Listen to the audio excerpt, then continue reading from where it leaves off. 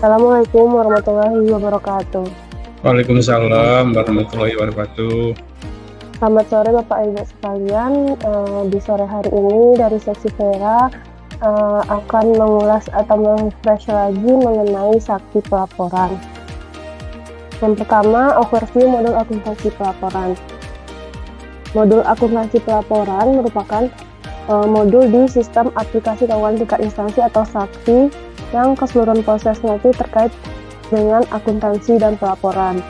Fungsinya itu ada 5. Pertama, untuk membuat jurnal yang dihasilkan dari seluruh transaksi pada subledger atau modul lain. Yang kedua, untuk membuat penyesuaian maupun jurnal yang tidak dihasilkan di modul lain. Yang ketiga, untuk melakukan tutup periode.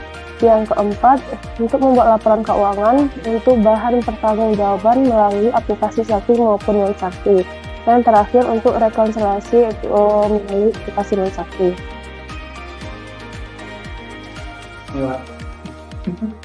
Selanjutnya, hubungan antar modul sakti itu saling berkaitan Bapak Ibu, dan seluruhnya nanti akan bermuara di modul GLP. Ada mulai dari modul komitmen, anggaran, pembayaran, bendahara, piutang, maupun aset tetap dan persediaan.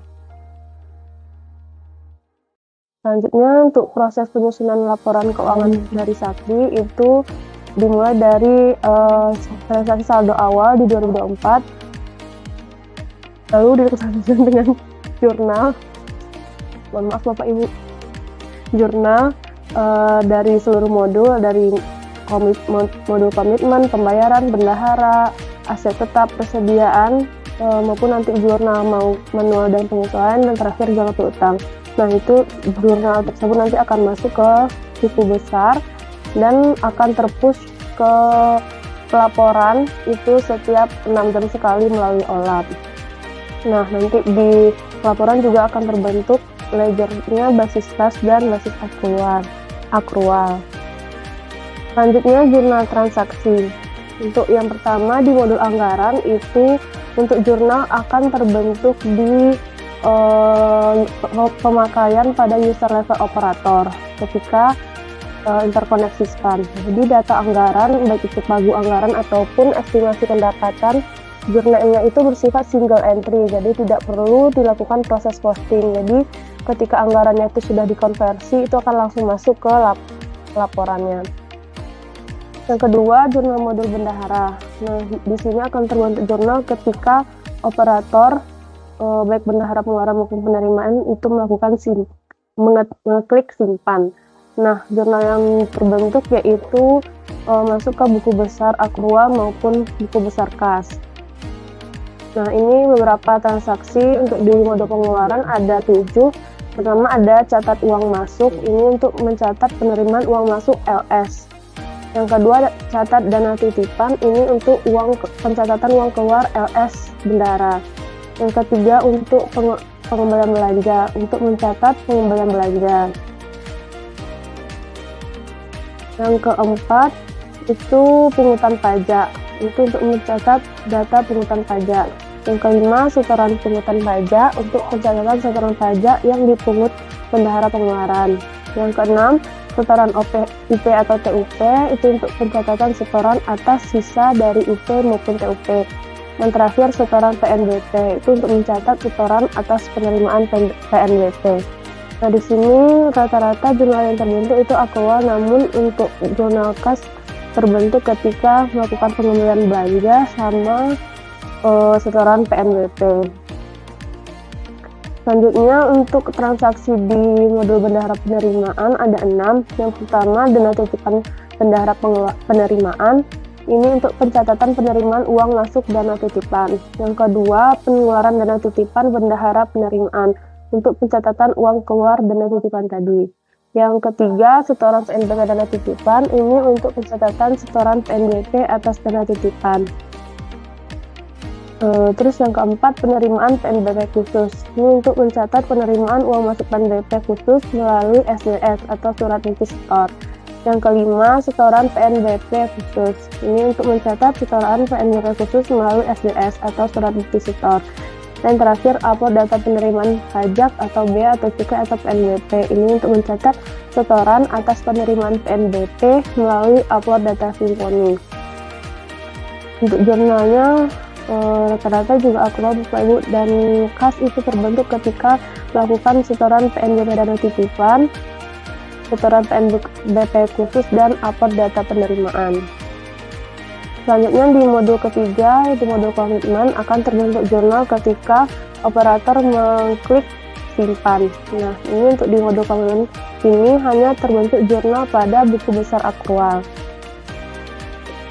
Ini contohnya untuk rekaman BST barang itu akan menghasilkan jurnal aset belum register atau beban ekstra akuntabel kalau barangnya termasuk barang ekstra akuntabel pada utang belum terima tagihan. Kalau BST-nya jasa, beban pada utang belum diterima tagihnya. Nah, begitu juga kalau BST itu BST hibah yang berbeda, hanya di kreditnya itu hibah langsung yang belum disahkan. Selanjutnya di modul pembayaran, jurnalnya terbentuk yang pertama itu di level operator ketika melakukan simpan, yang kedua ketika dilakukan validasi oleh PPK. Nah, untuk jurnal yang terbentuk itu ada akrual dan kas. Untuk akrual ketika melakukan menjurnal SPP atau SP2D. Sedangkan kas untuk ledger kas itu hanya terbentuk ketika melakukan SP2D.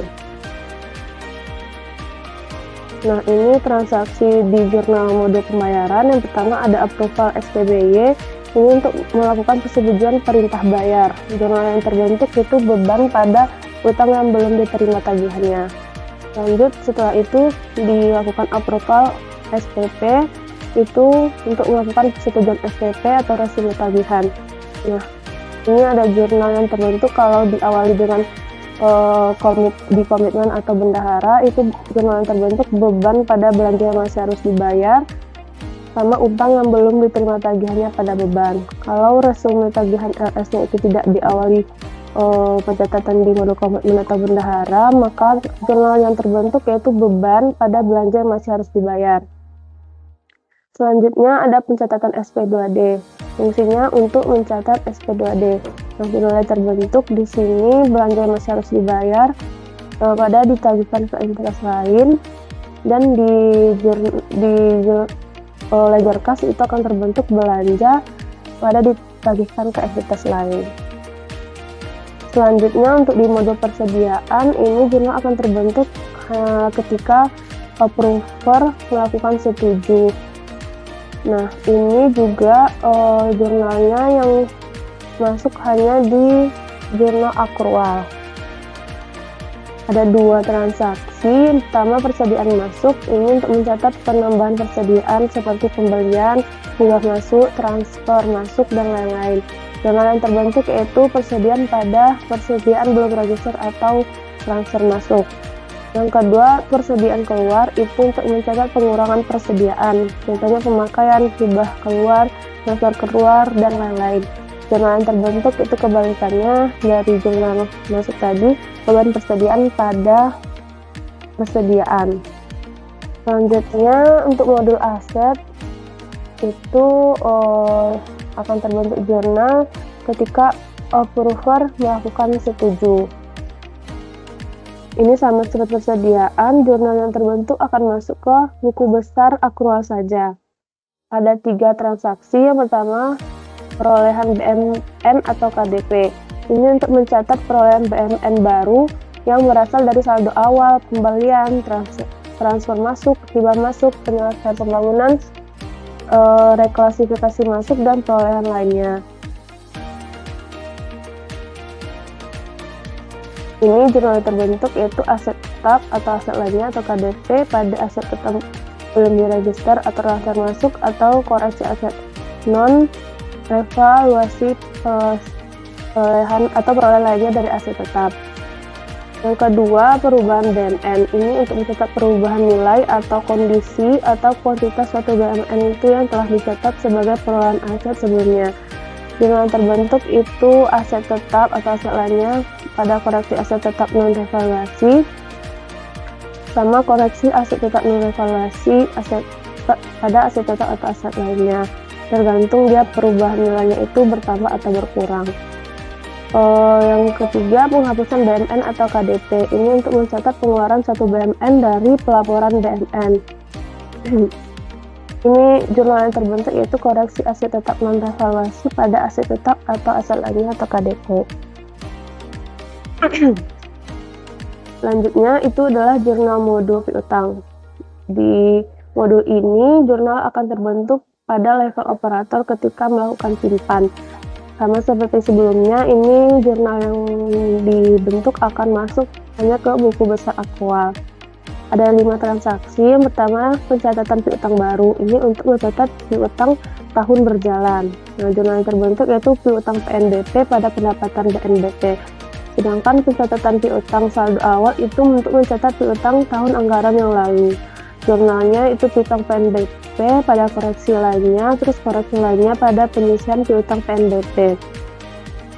Yang ketiga, settlement. Itu pembayaran piutang melalui settlement SBS, SSBP non SBS, upload, dan potongan SPM. Ini jurnal yang terbentuk pendapatan PNBP pada piutang PNBP. Yang keempat, penghapusan piutang. Ini untuk mencatat transaksi hapus buku piutang. Ini akan menjurnal penyisian piutang PNBP pada piutang PNBP.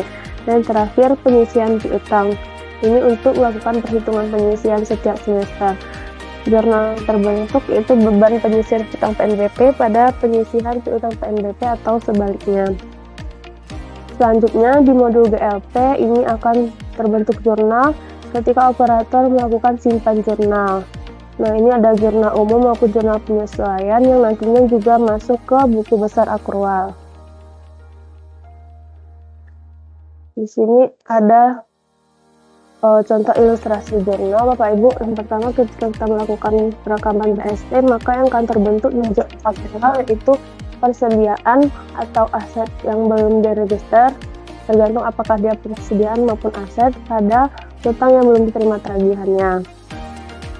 Lalu ketika melakukan pendetilan, itu apakah persediaan masuk atau aset yang masuk, itu jurnal aktual yang terbentuk yaitu persediaan atau aset pada persediaan aset yang belum register. Jadi persediaan atau aset yang belum diregisternya yang dicatat pada BST akan tereliminasi. Lalu ketika merekam SPP, maka jurnal terbentuk itu beban pada belanja yang masih harus dibayar. Sama utang yang belum terima tagihannya pada beban. Nah, utang yang belum diterima tagihannya pada BST tadi juga tereliminasi. Begitu juga dengan beban. Nah, nanti setelah merekam SP2D akan terbentuk jurnal belanja yang masih harus dibayar pada ditagihkan ke entitas lain.